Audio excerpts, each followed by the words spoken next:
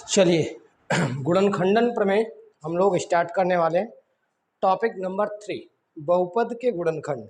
ठीक, बहुपद के गुणनखंड स्टार्ट करने से पहले गुणनखंडन प्रमेय को हम समझेंगे, लेकिन गुणनखंडन प्रमेय स्टार्ट करने से पहले मैं कुछ कुछ बातें आप सभी को समझा दूं।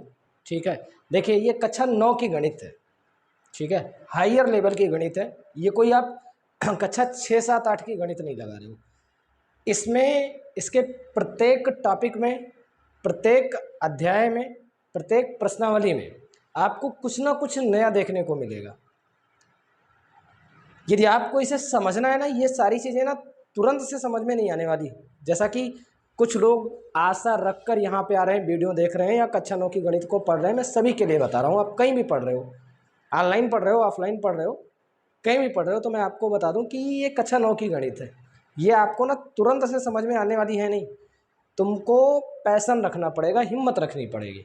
हम क्या करते हैं कि आते हैं, क्लास स्टार्ट होती है, क्लास स्टार्ट होते ही हम परेशान हो जाते हैं कि अरे ये सब क्या हो रहा है, मेरी तो समझ से बाहर है। आप खुद ही हार मान लेते हो तो फिर चीज़ें आपको समझ में कैसे आएंगी। आपको अपने अंदर पैशन रखना पड़ेगा। पहली चीज़ तो हिम्मत रखनी पड़ेगी, चीज़ें समझ में आएंगी। कोई भी चीज़ें यहाँ पे ना आपको तुरंत से क्लियर नहीं होने वाली। आप कक्षा 8 की गणित नहीं पढ़ रहे हो कि मैंने बता दिया साधारण ब्याज बराबर मूलधन गुणे दर गुणे समय बटा 100 होता है। अब आप फार्मूला उठा लिए और फार्मूले से उठा उठा उठा के क्वेश्चन लगा रहे हो, हल करते चले जा रहे हो, हल होता जा रहा है। ये कक्षा 8 की जूनियर लेवल की गणित नहीं है, हायर लेवल की गणित है। ठीक है, आपको इसे समझना पड़ेगा, हिम्मत रखनी पड़ेगी, पैशन रखनी पड़ेगी। देखो इसमें कुछ नहीं है भाई, कक्षा 9 की गणित में कुछ नहीं है। फर्क सिर्फ इतना है कि वहाँ पे आप फार्मूले से करते थे जूनियर में, और यहाँ जब हायर में पहुँचे हो ना तो यहाँ पे तरीके लगेंगे। एक बार आपको तरीका समझ में आ गया तो सारे क्वेश्चन ऑटोमेटिक लगते चले जाएंगे। तो आपको थोड़ा पैशन रखना है, थोड़ी हिम्मत रखनी है, चीज़ों को एक एक करके समझते हुए चलना है। जो कुछ भी हो रहा है आप आराम से देखते रहिए, आगे चल करके चीज़ें क्लियर हो जाएंगी।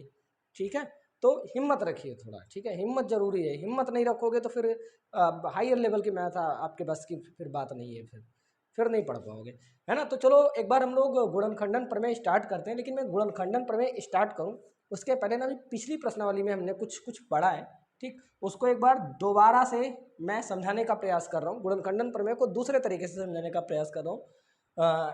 इसको बाद में करेंगे, है ना, इसको बाद में करेंगे, ये चीज़ें बाद में पढ़ेंगे। अभी आप यहाँ से अपनी दृष्टि हटा दो। ठीक, मैं जो करवाने जा रहा हूँ या मैं जो करने जा रहा हूँ उस पर आप थोड़ा ध्यान कर लो। अभी पिछली क्लास में हम लोगों ने ऐसा किया था, मान लो कि एक्स स्क्वायर प्लस का एक्स माइनस का 6, ये मान लो कोई बहुपद है। और बहुपद हमने मान लिया कि मान लो पी एक्स बहुपद है, पी बहुपद है, नाम भी दे दिया, एक्स चर वाला है। ठीक, अब हम क्या कर रहे हैं यहाँ पे कि x बराबर 2 रख रहे हैं। क्या रख रहे हैं? x बराबर 2 रख रहे हैं। शून्य निकालना हम लोगों ने सीखा है पिछली प्रश्नावली में। ठीक, सेम काम कर रहे हैं। x बराबर 2 रखने पर x बराबर 2 रख रहे हैं, तो जरा देखिए कि क्या हो जाएगा। x बराबर चूंकि 2 रख रहे हैं ना, इसलिए P2 का मान क्या हो जाएगा अपने पास में, 2 दूनी 4 हो जाएगा, और प्लस में 2 हो जाएगा, माइनस का 6 हो जाएगा। तो P2 बराबर अपने पास में क्या आ जाएगा, एक सेकंड, ये 2 का स्क्वायर होगा भाई, 2 की पावर 4 लिख दिया मैंने, 2 दूनी अब 4 होगा ये, और प्लस का 2 माइनस का 6 हो जाएगा। तो P2 बराबर क्या हो जाएगा अपने पास में, 4 और 2 6, और माइनस 6, 6 से 6 कट जाएगा। तो P2 बराबर क्या हो जाएगा अपने पास में, P2 बराबर क्या हो जाएगा अपने पास में, यही देख लेते हैं। P2 बराबर क्या हो जाएगा अपने पास में, 0 आ जाएगा। यहाँ तलक हम लोग पिछली प्रश्नावली में पढ़े हुए हैं, शून्य निकालना। बोलोगे सर पिछली प्रश्नावली में पढ़े हुए हैं तो यहाँ क्यों पढ़ा रहे हो? बता रहा हूँ क्यों पढ़ा रहा हूँ। देखो बहुपद का मान शून्य कब है, जब हमने x बराबर 2 रखा। ठीक है, क्या किया हमने, x बराबर 2 रखने पर क्या है, इस बहुपद का मान जो है यानी P2 पर इसका मान जो है वो शून्य आ गया है। ठीक, P2 यानी x के स्थान पे 2 रखा है। अब ना अगर मैं इस 2 को इधर बुला लूँ तो पक्षांतरण विधि हम लोगों ने पढ़ी हुई है कक्षा 8 में। ठीक, जब पक्षांतरण किया जाता है ना, बराबर के इधर उधर चीज़ें की जाती हैं तो चिन्ह परिवर्तित कर लिए जाते हैं, प्लस का माइनस कर लिया जाता है, माइनस का प्लस हो जाता है, गुणा का भाग, भाग का गुणा हो जाता है। ये हम लोग ऑलरेडी सीख चुके हैं कक्षा 8 में। तो x बराबर में 2 लिखा हुआ है। अब ना अगर मैं इस 2 को इधर बुला लूँ तो क्या हो जाएगा अपने पास में, x माइनस का 2 हो जाएगा। हो जाएगा कि नहीं हो जाएगा? अब मैं आपको बताऊं एक बड़ी अच्छी सी बात कि ये जो x माइनस 2 आया है आपका ना, वही x माइनस 2 जो होगा वो इसका गुणनखंड हो जाएगा। बड़ा सिंपल है देखो। और यहाँ ऊपर लिखा भी हुआ है, अब ना ऊपर वाले को पढ़ लेते हैं, ठीक, और समझ लेते हैं, क्योंकि ये मैंने इसलिए बता दिया ताकि आपकी कन्फ्यूजन जो है दूर रहे। अगर पहले इसको पढ़ के फिर इसको बताता तो आप कन्फ्यूज हो जाते, मतलब पढ़ाते बताते समय ही समझाते समय ही आप कन्फ्यूज हो जाते। तो आपकी कन्फ्यूजन दूर हो जाए इसलिए मैंने पहले इसको आपको समझा दिया है, ठीक है। फिर यहाँ पे आ रहा हूँ, देखो क्या कह रहा है कि यदि बहुपद px घात 1 अथवा 1 से अधिक घात वाला बहुपद हो, कोई भी बहुपद हो, चाहे चर की घात 1 हो चाहे चर की घात 1 से अधिक हो, ठीक, तथा ये कोई वास्तविक संख्या हो, कोई भी वास्तविक संख्या नहीं, कोई अचर पद हो जाए, कोई अचर संख्या हो जाए, तथा ये कोई वास्तविक संख्या हो, तब यदि pa बराबर 0, देखो हमारे पास में p2 बराबर 0 हो रहा था, यदि pa बराबर 0 हो तब x माइनस ये क्या होता है, px का एक गुणनखंड हो जाता है। देखो हमारे पास में x बराबर 2 रखने पर इसका मान 0 हो रहा था, तो हमने क्या किया, 2 को इधर बुला लिया, तो ये x माइनस 2 जो है वो इसका एक गुणनखंड हो गया, ठीक। बस गुणनखंडन प्रमेय इतनी सी ही चीज है कि भाई बहुपद में मान उठा के रखूंगा, शून्य होगा, ठीक, तो जो मान रखने पर शून्य हुआ है ना, उस संख्या को इधर बुला लूंगा, उसके विपरीत चिन्ह के साथ यहाँ पे डिनोट कर दूंगा। देखो प्लस का 2 रखे थे ना, तो उसके विपरीत चिन्ह यानी ऋणात्मक चिन्ह से हमने क्या किया, उसको x के साथ में मिला दिया है, यानी x माइनस 2 कर दिया है, ठीक, मतलब इधर बुला लिया है प्लस के 2 को, तो x माइनस 2 जो आया ना वही इस बहुपद का एक गुणनखंड हो गया। बस बड़ा सिंपल सी ये चीज है। अब ना दूसरी चीज और भी शून्यांक में हम लोगों ने सीखी हुई थी, एक सेकंड, कुछ आंख में समस्या होगी, हाँ ठीक है। अभी ना हम लोगों ने क्या किया था, शून्यक में क्या सीखा था कि चर की ना घात जितनी होगी उतने शून्यक हो जाएंगे, पढ़ा था भाई, चर की जितनी घात होती है अधिकतम घात, उतनी अधिकतम घात के बराबर उतने शून्यक होते हैं। जैसे यहाँ पे घात 2 है तो 2 शून्यक हो जाएंगे, 3 घात होता तो 3 शून्यक हो जाते, 1 घात होती तो सिर्फ 1 शून्यक होता, अद्वितीय होता, 4 घात होती तो 4 शून्यक मिलते। ठीक इसी प्रकार सेम है, अगर यहाँ पे देखो, अगर यहाँ पे घात 2 है ना तो इसके 2 गुणनखंड होंगे, 3 घात होता तो 3 गुणनखंड आते, 4 होता तो 4 आते, 1 होता तो सिर्फ 1 गुणनखंड आता, ठीक है। बड़ा सिंपल है। तो एक बार इसका दूसरा वाला भी बता दूं कि दूसरा वाला गुणनखंड क्या होगा। नहीं, ये मेरे को रटा हुआ है, मैं भी आपको बता रहा हूँ कि आगे कैसे करना है, ठीक। ये मैंने जानबूझ के ऐसा लिखा है क्योंकि मुझे इसके बारे में पता था कि इसके शून्य क्या क्या होंगे। दूसरा चीज हमने क्या किया, x बराबर 2 रखने पर किया है, ये चीज आपको समझ में आ गई ना। एक गुणनखंड यहाँ पे लिख देता हूँ, एक गुणनखंड जो था इसका ना वो हमें x माइनस का 2 मिल गया है, एक गुणनखंड हमें x माइनस का 2 मिल गया है, इधर लिख रहा हूँ ध्यान से देखिएगा, एक गुणनखंड x माइनस 2 मिल गया है। और दूसरा हम यहाँ पे क्या कर रहे हैं कि यहाँ पे रख रहे हैं x बराबर माइनस का 3, x बराबर माइनस का 3 रखने पर, ठीक, क्या कर रहे हैं, x बराबर माइनस का 3 रखने पर, तो माइनस का 3 इसमें रखूंगा ना तो p माइनस 3 हो जाएगा, बराबर में माइनस का 3 स्क्वायर प्लस में माइनस का 3 और माइनस का 6 लिखा हुआ है तो उसको लिखा रहने देंगे। यहाँ पे आ जाएंगे p माइनस 3 बराबर होगा, ये माइनस 3 का स्क्वायर होगा तो आ जाएगा अपने पास में प्लस का 9, प्लस माइनस माइनस होता है और माइनस का 6 हो जाएगा, तो p माइनस का 3 बराबर हो जाएगा माइनस 6 और माइनस 3 मिला करके हो जाएंगे कितने, माइनस के 9 हो जाएंगे, 9 से 9 कट जाएगा, तो p माइनस 3 बराबर क्या आ जाएगा अपने पास में, 0 आ जाएगा। 0 हो गया ना मान, p माइनस 3 पर 0 हुआ है, ठीक, यानी x बराबर माइनस 3 रखने पर हुआ है। तो हम क्या करेंगे ना कि माइनस के 3 को इधर बुला लेंगे, ध्यान से देखो यहाँ पे लिखे दे रहा हूँ, x बराबर माइनस 3 को इधर बुला लेंगे तो अपने पास में क्या हो जाएगा, ये माइनस है ना उधर, इधर आएगा तो प्लस हो जाएगा, तो दूसरा जो गुणनखंड इसका होगा वो अपने पास में x प्लस 3 मिल जाएगा, ठीक है। ये तो थी पहली बात। दूसरी बात समझते हैं। दूसरी बात समझने से पहले, एक सेकंड, डस्टर कहाँ गया, मैंने देखा ही नहीं कि कहाँ पे रखा है हमने, डस्टर मिल नहीं रहा, कहाँ रख दिया मैंने, चलो ठीक है, वो मिल नहीं रहा है डस्टर, ठीक है, इससे काम चला लेते हैं, कोई दिक्कत नहीं, ठीक है, इससे काम चला लेते हैं तब तक। अरे मिटा दिया है भी, चलो कोई बात नहीं, फिर से लिख दूंगा मैं।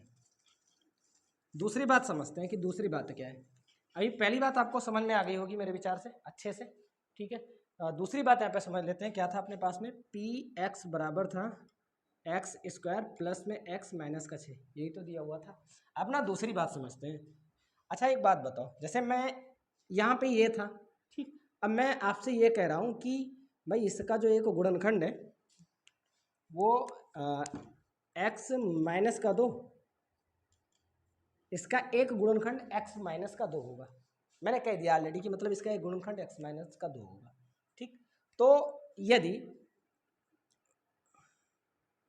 ये x माइनस 2 इसका एक गुणनखंड होगा ना, तो x बराबर 2 पर ये वाला जो है, ये वाला जो बहुपद है ना वो शून्य हो जाएगा। ये बात तो दूसरी हो गई कि यदि x माइनस ये x माइनस 2 पी एक्स का एक गुणनखंड हो, मैंने पहले ही कह दिया था कि x माइनस 2 जो है वो इसका एक गुणनखंड है। ठीक, तब क्या कह रहा है कि पी ए बराबर 0 हो जाएगा, यानी x बराबर 2 पर इसका मान शून्य हो जाएगा। बस इतना सही था अपने पास में गुणनखंडन प्रमेय। ठीक है, फिर यहाँ पे कुछ गुणनखंडन प्रमेय पर आधारित भिन्न प्रकार की समस्याएं उसको बाद में समझेंगे। ठीक है, अभी हम क्या करने वाले हैं कि मध्यपद विभक्ति से गुणनखंड किस प्रकार से होगा उसको समझ लेते हैं, और फिर बाद में हम लोग समझ लेंगे कि गुणनखंडन प्रमेय से हम लोग गुणनखंड किस प्रकार से ज्ञात कर सकते हैं। हालांकि मैंने तो गुणनखंडन प्रमेय से गुणनखंड ज्ञात करना आपको भी जस्ट दिखा दिया है कि कैसे किया जाता है, लेकिन ना फैक्टर के 2 रूल्स यहाँ पे दिए गए हैं। वैसे तो मैं बताऊं कि गुणनखंड करने के 3 नियम होते हैं। एक तो गुणनखंडन प्रमेय द्वारा आप कर सकते हो किसी भी बहुपद के गुणनखंड, एक मध्यपद विभक्ति से कर सकते हो, और एक पूर्ण वर्ग बना के कर सकते हो।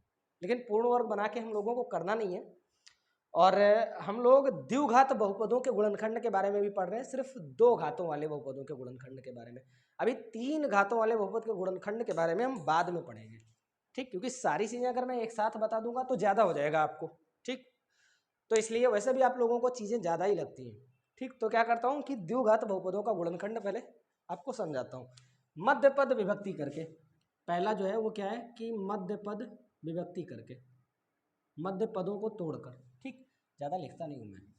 यहाँ पे मान लो कि मैंने लिख दिया कि एक्स स्क्वायर प्लस का 5x प्लस में 6, ये मैंने एक बहुपद लिख दिया है, और इसका ना मध्यपद विभक्ति से गुणनखंड करना है। तो इसमें ना मध्यपद विभक्ति का गुणनखंड करने के लिए हम क्या करते हैं कि इस वाले ना मध्यपद को 2 ऐसे भाग में तोड़ते हैं ना, इस वाली अचर संख्या को, जो इसमें अचर संख्या शामिल है उसको ना इस प्रकार से तोड़ते हैं 2 भाग में। 2 गुणनखंड इस प्रकार से लेते हैं कि प्लस है यानी जोड़ने पे तो 5 आ जाए और गुणा करने पे 6 आ जाए। ठीक, सबसे पहले हम क्या करते हैं कि 6 के जितने भी गुणनखंड हैं उसको लिख लेते हैं। ठीक, गुणनखंड क्या हो जाएंगे, कितने, मतलब इस संख्या को ना, इस अचर वाली संख्या को आप कितने गुणनफल के रूप में लिख सकते हो। तो पहला तो आप लिख सकते हो भाई 6 एकम 6, क्योंकि एक और संख्या स्वयं तो सभी का गुणनखंड होती है। ठीक, 6 एकम 6, 1 छक्के 6, कुछ भी लिख दो। दूसरा जो इसका गुणनखंड होगा वो हो जाएगा 3 गुने में 2, 3 दूनी 6 भी होता है। ठीक, इसके अतिरिक्त तो कोई तीसरा गुणनखंड इसका नहीं है, 2 ही गुणनखंड होते हैं। इसके 2 ही गुणनखंड होंगे, मतलब और भी संख्याओं के ज़्यादा होते हैं, लेकिन यहाँ पे जो 6 के जो 2 गुणनखंड है, 6 के सिर्फ 2 ही गुणनखंड होंगे। इसका फिर कोई तीसरा गुणनखंड नहीं हो सकता। एक तो 6 एकम 6 और या तो फिर 3 दूनी 6, बस इसके अतिरिक्त कुछ नहीं हो सकता। ठीक, तो हम ये चेक करने वाले हैं कि इसमें से ऐसा कौन सा युग्म है, ऐसा कौन सा जोड़ा है, यहाँ पे प्लस का चिन्ह लगा हुआ है इसलिए यहाँ पे ऐसा कौन सा जोड़ा है कि जोड़ने पे 5 भी है और गुणा करने पर 6 भी है। ऐसे 2 गुणनखंड हम लोगों को ले लेने हैं, 2 गुणनखंड और एक युग्म। ठीक, एक ऐसे गुणनखंड का युग्म लेना है, युग्म का मतलब जोड़ा, एक ऐसे गुणनखंड का युग्म लेना है कि जोड़ने पे तो 5 आ जाए और गुणा करने पे 6 आ जाए। तो यहाँ पे देखो, अगर मैं 6 और 1 को लूँ तो 6 और 1 जोड़ने पे 7 आ जाता है। ठीक, यानी कि ये नहीं हो सकता अपने पास में। ठीक, तो फिर दूसरे वाले को चेक कर लो, गुणा कराने पे तो 6 आ रहा है, जोड़ने पे अगर 5 आ जाए तो अपना काम हो जाए। तो 3 और 2 कितना होता है, 5 होता है, बस अपना काम हो गया। अब क्या करेंगे मध्यपद विभक्त करने के लिए कि एक्स स्क्वायर लिखेंगे प्लस, और इस 5 को ना ऐसे लिख देंगे 3 + 2 के रूप में, एक्स को बाहर ले लेंगे और प्लस का 6 से लिखा रहने देंगे। आप चाहो तो 3 गुना 2 भी लिख सकते हो। ठीक है, वैसे लिखा नहीं जाता है, आप चाहो तो लिख सकते हो, कोई गलत नहीं होगा, बट ऐसे लिखा रहना तो ज़्यादा ठीक है। तो ये हो जाएगा एक्स स्क्वायर प्लस का, यहाँ पे ना आप बाहर से प्लस से खोलोगे और इधर एक्स से खोलोगे। तो प्लस से तो ब्रैकेट खोलना बड़ा आसान होता है क्योंकि अंदर चिन्हों में कोई परिवर्तन नहीं होता। जब यहाँ पे माइनस का चिन्ह लगा होगा तब अंदर के चिन्ह जो होते हैं वो बदल जाते हैं, ठीक। लेकिन यहाँ प्लस लगा हुआ है इसलिए कोई दिक्कत नहीं है, आप सीधे सीधे यहाँ से खोलते चले जाओ। तो ये हो जाएगा 3x, ये हो जाएगा प्लस का 2x, ये हो जाएगा प्लस का 6, ठीक। यहाँ पे 4 पद आपको दिखाई पड़ रहे हैं, ठीक। दो दो पदों से हम क्या करेंगे, कुछ कुछ चीज़ें कॉमन लेंगे, ठीक। तो यहाँ पे कॉमन कब लिया, कॉमन कौन होता है, जो दोनों में होता है। तो यहाँ से हम x को कॉमन लेने वाले हैं क्योंकि x जो है ना, x की महत्तम स्थिति 1 यानी x की पावर 1 इन दोनों में कॉमन है, ठीक। ज़्यादा से ज़्यादा x की पावर 1 को हम इसमें कॉमन ले सकते हैं, तो x को कॉमन ले लेंगे। तो यहाँ से जब हमने x को कॉमन लिया तो अंदर एक x बच जाएगा और यहाँ पे केवल एक ही x था तो ये भी चला गया, तो अंदर प्लस का 3 बच गया। इसी प्रकार इन दोनों में ना 2x में और 6 में 2 कॉमन हो जाएगा, ठीक। 2 3 6 होता है और ये 2 ऑलरेडी लिखा हुआ है, तो यहाँ से हम प्लस का 2 कॉमन ले लेंगे। तो प्लस का 2 जब कॉमन लेंगे तो यहाँ से 2 चला जाएगा तो क्या बचेगा x, और यहाँ से 2 चला जाएगा तो क्या बच जाएगा, प्लस का 3 बच जाएगा, ठीक। अब इन दो पदों में देखो x प्लस 3 और x प्लस 3 कॉमन है, दोबारा से x प्लस 3 को हम कॉमन ले लेंगे। x प्लस 3 को कॉमन ले लिया तो x प्लस 3 यहाँ से चला गया तो x बचा, और यहाँ से x प्लस 3 चला गया तो x प्लस का 2 बच गया, ठीक। ये दो गुणनखंड आ गए किसके, इस वाले बहुपद के। तो ये होता है अपने पास में मध्यपद विभक्ति गुणनखंड, ठीक है। और दूसरा जो गुणनखंडन प्रमेय वाला गुणनखंड होता है उसमें क्या होता है कि हम मान रखते हैं, जैसे यहाँ पे हम 6 के गुणनखंड ले लेंगे, इसको हटा देता हूँ मैं, ठीक है, अगर हो गया हो इसको हटा देता हूँ मैं। गुणनखंडन प्रमेय का प्रयोग करके किस प्रकार से गुणनखंड हम ज्ञात करते हैं, उसके लिए ना क्या करना पड़ेगा, उसके लिए भी आपको अचर वाला जो पद दिया है ना, ये इसके सभी गुणनखंड लिख देने होंगे, 1 गुणे 6 और 2 गुणे 3, ये 2 गुणनखंड हैं इसके, ठीक। अब हम क्या करेंगे कि एक एक मान उठा के इस पर रखेंगे, प्लस वाला भी माइनस वाला भी, ये बात ध्यान रखिएगा, प्लस का भी रखोगे माइनस का भी रखोगे, जिस पर इसका मान 0 हो जाएगा ना, बस इधर बुला के लिख देंगे, ठीक है। इधर बुला के, जैसे अभी जस्ट पढ़ाया मैंने आपको गुणनखंडन प्रमेय। तो यहाँ पे ना हम क्या करेंगे कि x बराबर में क्या करेंगे, 2 रख के देखेंगे। तो x बराबर अगर जो 2 रखता हूँ तो 2 दूनी 4 और प्लस में 5 दूनी 10 प्लस का 6, 10 4 14 और 6 20 आ जाता है, 0 नहीं आता, ठीक। तो दोबारा में क्या करेंगे कि माइनस का 2 रख के देखेंगे, ठीक, माइनस का 2 रख के देखेंगे। तो x बराबर -2 रखने पर देखो 0 हो रहा है या नहीं हो रहा है, अगर 0 हो जाएगा तो फिर गुणनखंड है, ठीक है। -2 को इधर बुला लेंगे और बोल देंगे कि गुणनखंड है। और प्लस में यहाँ पे क्या हो जाएगा, 5 × -2 प्लस में 6, ये हो जाएगा -2 का स्क्वायर होगा तो प्लस का 4 और 5 दूनी यहाँ पे हो जाएगा -10 और प्लस का 6, 6 और 4 मिला करके हो जाएगा 10, 10 - 10 कैंसिल हो जाएगा, आ जाएगा अपने पास में 0। देखो 0 आ गया, तो 0 आ गया ना, तो -2 को इधर खींच लो, तो x + 2 जो होगा ना वो इसका एक गुणनखंड हो जाएगा। ऐसे करना है गुणनखंडन प्रमेय से, ये गुणनखंडन प्रमेय है, ठीक। और आई होप अभी आपको पिछली बार मैंने स्टार्ट में ही बता दिया गुणनखंडन प्रमेय का। गर्मी बहुत है, इतना तेज फैन चल रहा है, उसके बाद भी इतने सारे पसीने हो रहे हैं।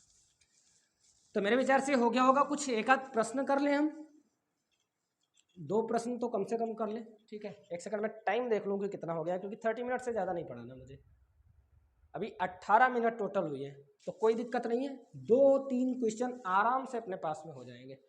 तो प्रश्नावली 2.3 का एक क्वेश्चन मैं लगा देता हूँ, ठीक है। प्रश्नावली 2.3 का पहला सवाल,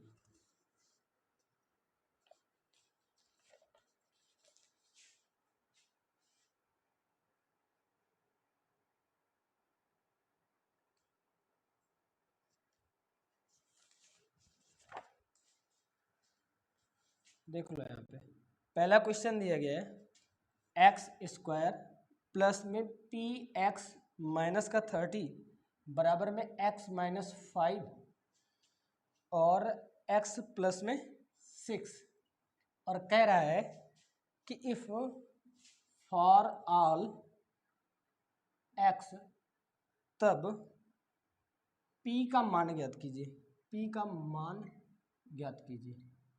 अब यहाँ पे ना एक सिंबल दिया गया है, सिंबल को देख के आपको बड़ा डर लगा होगा, ये वाला। भाई ये क्या आ गया, हमने तो कभी देखा नहीं है। ये ना क्वांटिफायर का चिन्ह है, इसको क्वांटिफायर बोलते हैं। क्वांटिफायर ना बोल करके आप फार ऑल बोल दो, इसको फार ऑल बोला जाता है। यहाँ पे लिखा हुआ है, एक बार क्वेश्चन पढ़ता हूँ कि बहुपद, हाँ सॉरी, यदि x square plus P x minus 30 बराबर हो एक्स माइनस 5 और एक्स प्लस 6 के, और एक्स जो है ना x for all, x for all का मतलब हो गया कि एक्स जो है ना सभी के लिए समान हो, ठीक, एक्स सभी के लिए समान है, इसके लिए भी इसके लिए भी, दो पक्ष दिए गए हैं, इस पक्ष के लिए भी एक्स समान है, यानी एक्स का जो मान आएगा यहाँ और यहाँ दोनों जगहों पे समान ही होगा, बदल के नहीं होगा, ठीक।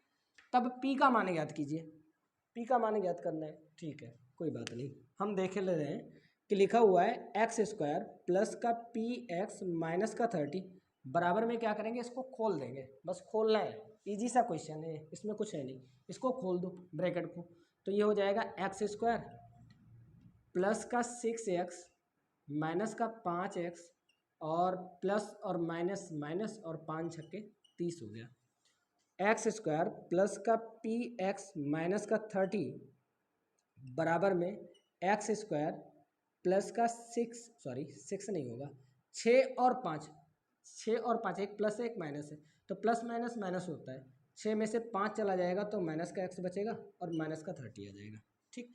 यहाँ पे देखो कि ना क्या करने वाले हैं हम, माइनस का 1 सेकंड, 6x में से माइनस का 5x जाएगा ना, तो यहाँ पे प्लस का x आएगा, ठीक, सॉरी थोड़ी गलती होगी, ठीक है।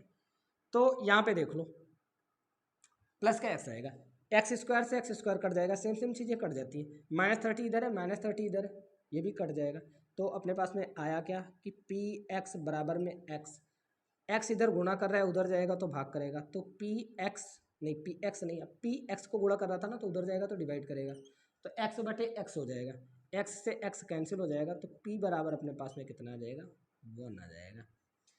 इस प्रकार से क्वेश्चन जो है वो हल हो जाएगा अपने पास में, बड़ा सिंपल था, इधर वाले ब्रैकेट को खोलना था, ब्रैकेट को खोलेंगे सारी चीज़ें सेम मिल जाएंगी, काटते चले जाएंगे, लास्ट में क्या करेंगे, पी का मान निकाल देंगे हम, ऐसे किया है हमने। क्वेश्चन नंबर 2 देख लो, ये ना लिखा हुआ है कि यदि x माइनस 2 और x माइनस 1/2 दोनों बहुपद p x square plus 5x plus r के गुणनखंड है, तब दर्शाइए कि p बराबर r है, ठीक है।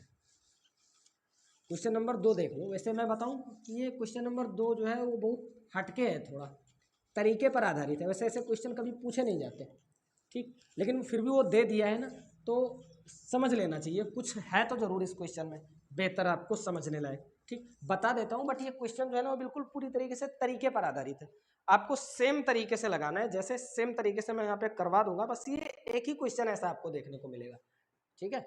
ऐसा क्वेश्चन सिर्फ एक ही है जो आपको देखने को मिलेगा इस पूरे के पूरे प्रश्नावली में, इसके अतिरिक्त कोई दूसरा क्वेश्चन है नहीं इस तरीके का, ठीक। एक क्वेश्चन दिया है तो अच्छा भी ये दिया है, आपको चीज़ें समझ में आ जाएंगी। देख लीजिए, यदि x माइनस 2, यदि x माइनस 2 तथा x माइनस 1/2, ठीक, दोनों क्या है, दोनों बहुपद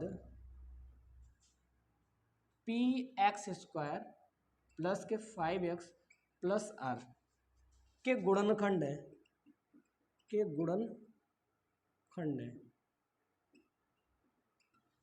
गुणनखंड है, तब दर्शाना है, तब दिखाइए।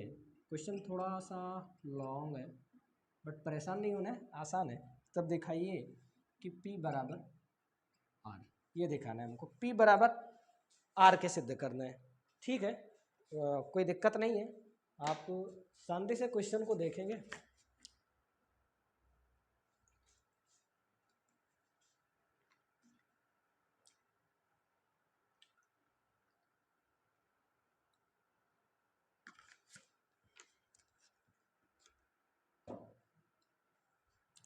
अच्छा, अब यहाँ पे देखो, ये एक्चुअली गुणनखंडन प्रमेय का सेकंड वाला दिया है। सेकंड वाला क्या बोल रहा था कि यदि एक्स माइनस ए ना किसी बहुपद का गुणनखंड होगा। यदि x minus A P x का एक गुणनखंड हो तो पी ए बराबर क्या होता है, 0 होता है ना।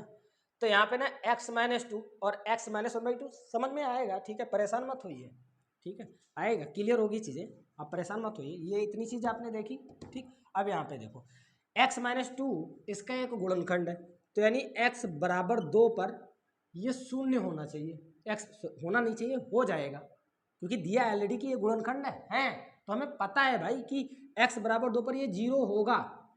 तो हम क्या करने वाले हैं कि x बराबर 2 रखेंगे यहाँ पे और बराबर दिखा देंगे 0 के, क्योंकि x बराबर 2 रखने पे 0 होगा ये, ऐसा हमारी प्रमेय कहती है। तो हम क्या करेंगे कि p इंटू 2 का स्क्वायर प्लस में 5 इंटू 2 प्लस का r बराबर दिखा देंगे 0 के। तो ये हो जाएगा 2 दूनी 4 यानी 4p प्लस में 5 दूनी 10 प्लस में r बराबर 0 के। ये तो हो गई एक चीज़, x बराबर 2 हमने रख दिया। अब ना x बराबर x-1/2 भी दिया हुआ है आपको, x-1/2 भी एक गुणनखंड दिया हुआ है, यानी कि x बराबर -1/2 को उधर भेजो तो प्लस का 1/2 हो जाएगा, यानी x बराबर 1/2 पर भी ये क्या हो जाएगा, 0 हो जाएगा, ठीक है। तो रखेंगे x बराबर 2, रखने पर लिख दो, यहाँ भी रखने पर और यहाँ भी x बराबर 2 रखने पर, भाई रखने पर क्या होगा, शून्य होगा, ऐसा हमारी प्रमेय कहती है, हमने प्रमेय में पढ़ रखा है, तो वही सिद्धांत यहाँ पे हम क्या करेंगे, फॉलो करा देंगे। तो p इंटू ये हो जाएगा 1/2, एक सेकंड ऐसा लिख जा रहा है, p इंटू 1/2 का स्क्वायर और प्लस में 5 इंटू 1/2 और प्लस में r, ठीक। तो ये क्या हो जाएगा, एक का स्क्वायर तो एक होता है, 2 का स्क्वायर 4 हो जाएगा और p का 1 से गुणा होगा तो आ जाएगा p/4 और प्लस में हो जाएगा 5/2 और यहाँ पे हो जाएगा प्लस r बराबर 0 के, तो मैं लगाना भूल गया, बराबर 0 हो जाएगा। तो यहाँ पे देखो क्या करेंगे कि यहाँ ना पूरे में हम 4 से गुणा करेंगे, किससे गुणा करेंगे, 4 से गुणा कर देते हैं यहाँ पे, ठीक है, ताकि इसका वाला जो 4 है ना वो हट जाए अपने पास में, 4 से गुणा कर देंगे तो जब 4 से गुणा करेंगे तो देखो यहाँ पे अपने पास में क्या आ जाएगा, यहाँ पे लिख दो कि पूरे में 4 से गुणा करने पर, पूरे समीकरण में लिख दो मन करे तो, या पूरे बहुपद में लिख दो, पूरे समीकरण में लिखो, बहुपद ही लिख दो, पूरे बहुपद में, क्योंकि बहुपद है ना, पूरे बहुपद में 4 से गुणा करने पर, 4 से गुणा करने पर, ठीक है, या यूँ लिख दो, बहुपद मत लिखो, पूरे मान में लिख दो, पूरे मान में 4 से गुणा करने पर, 4 से गुणा करने पर, तो जब 4 से इसमें गुणा करेंगे तो 4 से 4 कट जाएगा भाई, 4 से गुणा करोगे तो ये वाला कट जाएगा, ठीक है। तो ये हो जाएगा अपने पास में आ जाएगा सिर्फ p, और यहाँ पे हो जाएगा जब 4 से गुना होगा इसमें तो 2 1 कम 2, 2 दूनी 4 और 2 पंचे कितना हो जाएगा, 10 हो जाएगा और प्लस में 4r हो जाएगा, 0 में 4 से गुणा करोगे कोई अंतर होगा नहीं, बराबर 0 हो जाएगा। अब ना थोड़ा ध्यान से देखेंगे हम, एक तो आप इसको ध्यान से देखो ये वाली चीज़ को, और दूसरा आप इसको ध्यान से समझो, ध्यान से देखो, देखो दोनों के ना क्या है, RHS यानी दोनों ही बराबर 0 के, ये भी बराबर 0 का है और ये भी बराबर 0 का है, दोनों बराबर 0 के।